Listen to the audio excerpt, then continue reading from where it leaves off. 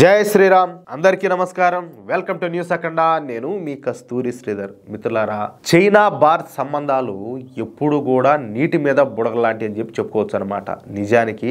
మన దేశానికి 1947లో స్వాతంత్రం వచ్చింది మన దేశానికి స్వాతంత్రం వచ్చిన తర్వాత 2 సంవత్సరాలకు చైనాకు స్వాతంత్రం వచ్చింది అంటే చైనాకు 1949లో స్వాతంత్రం వచ్చిందన్నమాట ఇక అప్పటి మన ప్రధాని ఎవరు ఆయన ఉన్నాడు కదా చీచి నెహ్రూ ఆయన చైనాతో సన్నిహితమైనటువంటి సంబంధాలనే కోరుకుంటా ఉన్నాడు మామూలుడు కాదులే అబ్బోబ్బా ఈ క్రమంలో 1952 నుంచే మనకు చైనాతో స్నేహ సంబంధాలు ఏర్పడినాయి ఈ క్రమంలో మనం చైనాతో పంచశీల సూత్రాలను కూడా ఏర్పరచుకున్నాం ఈ పంచశీల సూత్రాలు అంటే 5 సూత్రాలు అన్నమాట ఇవి 1954లో మన భారత ప్రధాని జవహర్ లాల్ నెహ్రూ అలాగే చైనా ప్రధాని అయినటువంటి జై ఎన్ లైల మధ్య కుదిరినటువంటి పంచశీల ఒప్పందంలో భాగం ఈ సూత్రాలు రాజ్యాల మధ్య అంటే మన ఇరు దేశాల మధ్య శాంతియుత సహజీవనం కోసం రూపొందించబడ్డాయి అవి ఏంటి అంటే ప్రతి దేశం కూడా ఇతర దేశాల ప్రాదేశిక సమగ్రత అదేవిధంగా సార్వభౌమాధికారాన్ని అయితే గౌరవించాలి ఇక 2వ పాయింట్ ఏ దేశం మరొక దేశం పైన దాడి చేయకూడదు ఇక 3వది వచ్చేసి ఏ దేశం కూడా మరొక దేశ అంతర్గత వ్యవహారాలలో జోక్యం చేసుకోకూడదు ఇక 4వ విషయము దేశాలన్నీ కూడా శాంతియుతంగా కలిసి జీవించాలి ఇక 5వ పాయింట్ వచ్చేసి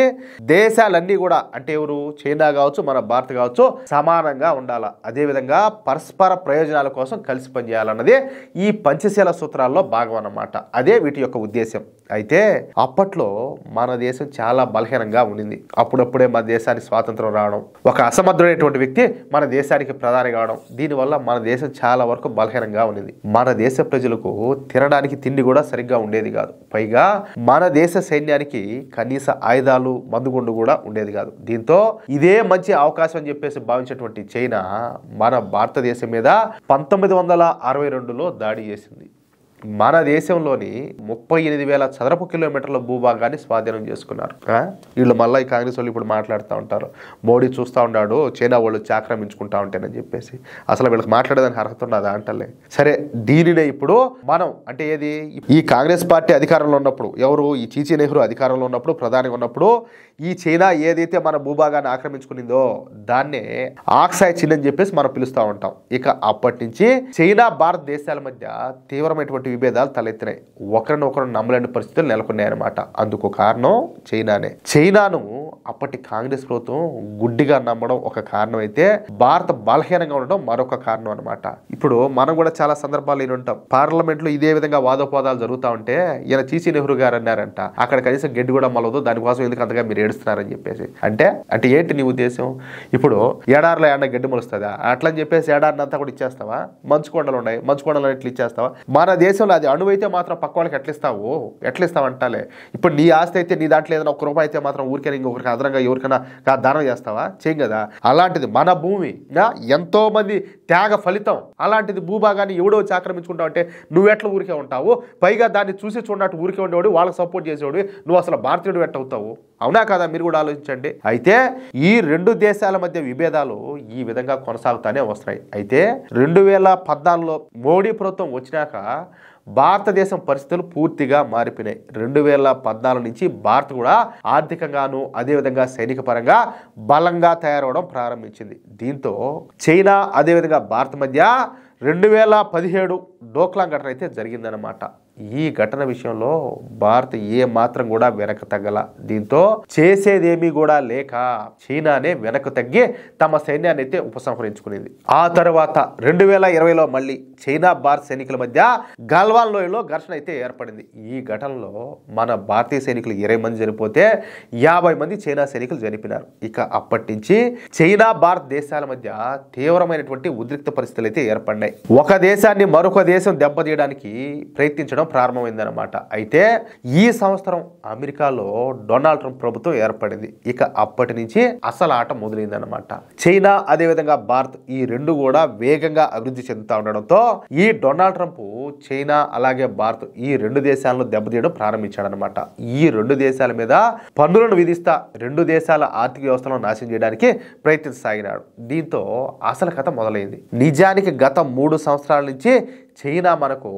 అవసరమైనటువంటి రసాయన ఎరువులు కావచ్చు, అదేవిధంగా రేర్ ఎర్త్ మినరల్స్ను, అలాగే టన్నెల్ బోరింగ్ యంత్రాల ఎగుమతులు నిలిపేసిందనమాట. ఈ రసాయన ఎరువులు కానీ, రేర్ ఎర్త్ మినరల్స్ కానీ, టన్నెల్ బోరింగ్ యంత్రాలు కానీ చైనాలోనే తయారవుతూ ఉంటాయి. ప్రపంచంలో 70% ఉత్పత్తులు ఈ చైనాలోనే తయారవుతాయి. దీంతో మన మీద కక్ష సాధించడానికి చైనా ఈ 3 ఉత్పత్తులను మనకు ఎగుమతులు చేయడం నిలిపేసింది. దీంతో భారత్ చాలా ఇబ్బందులకు గురి కావాల్సి వచ్చిందనమాట. ఇక ఈ రసాయన ఎరువులకు 2 రెట్లు అధిక ధరలు వెచ్చించి సౌదీ అరేబియా నుంచి భారత్ దిగుమతి అయితే చేసుకోవడం ప్రారంభించింది. అయితే ఈ డొనాల్డ్ ట్రంప్ దయ వలన ఇప్పుడు చైనా, భారతదేశాలు తమ మధ్య ఉన్నటువంటి విభేదాలను పక్కన పెట్టి ఒకరికొకరు సహకరించుకోవడం ప్రారంభించాయి. ఈ క్రమంలోనే చైనా విదేశాంగ శాఖ మంత్రి అయినటువంటి వాంగ్ యీ మన భారతదేశ పర్యటనకు వచ్చాడు. 3 రోజుల పాటు ఈ వాంగ్ యీ భారత్లో పర్యటిస్తున్నాడు అనమాట. ఇక చైనా అదేవిధంగా భారత సంబంధాలకు పునాదిగా అనేటట్టుగా ఇప్పుడు చైనాలో తయారయ్యేటటువంటి రసాయన ఎరువులను, అలాగే రేర్ ఎర్త్ మినరల్స్ను, టన్నెల్ బోరింగ్ యంత్రాలను భారత్కు ఎగుమతులు చేయడానికి అంగీకరించాడు. అది కూడా అంతకు ముందు ఎగుమతులు చేసిన దానికంటే 3 రెట్లు అధికంగా ఎగుమతులు చేయడానికి అంగీకరించాడు అనమాట. దీంతో భారత్, చైనా దేశాల మధ్య ఒక చారిత్రాత్మకమైనటువంటి ముందడుగు పడినట్టయింది. అంతేకాకుండా 2 దేశాల మధ్యన ఏర్పడినటువంటి సరిహద్దు సమస్యలు కూడా 2 దేశాలు మరో నెల రోజుల్లో పరిష్కరించుకోవాలని చెప్పేసి ఒక నిర్ణయానికి అయితే వచ్చినాయి. అంటే ఒక విధంగా డొనాల్డ్ ట్రంప్ మంచి చేశాడు. అట్లని చెప్పే కదా, చైనా ఏదో మనతో కలిసి వస్తుందని చెప్పేసి పోయి కరుసుకోరు. అమాంతం ఎంతలో ఉండాలో అంతలోనే ఉంటారు. మోడీ గారికి బాగా తెలుసు ఎవరిని ఎంతవరకు తీసుకోవాలో, ఎవరిని ఎంతలో పెట్టాలో ఆయనకు తెలిసినంతగా మనకు కూడా తెలియదు. సో దాని గురించి మనం టెన్షన్ పడాల్సిన అవసరం ఏమీ లేదు. అర్థమైందా? ఇది వ్యాపారం, ఎంతవరకు అవసరమో అంతవరకే ఉంటారు. అది విషయం. అయితే మిత్రులారా, ఈ న్యూస్ కనుక మీకు నచ్చినట్లయితే ఖచ్చితంగా ఈ న్యూస్ నలుగురికి షేర్ చేయండి. అలాగే ప్రతి ఒక్కరు కూడా మీ యొక్క అమూల్యమైనటువంటి అభిప్రాయాలను కామెంట్ రూపంలో తెలియజేయండి. అలాగే ఇంతవరకు మీరు కనుక మన ఛానల్ను సబ్స్క్రైబ్ చేసుకున్నట్లయితే ప్రతి ఒక్కరు కూడా మన ఛానల్ను సబ్స్క్రైబ్ చేసుకోండి, సపోర్ట్ చేయండి ప్లీజ్. జై శ్రీరామ్, జై హింద్.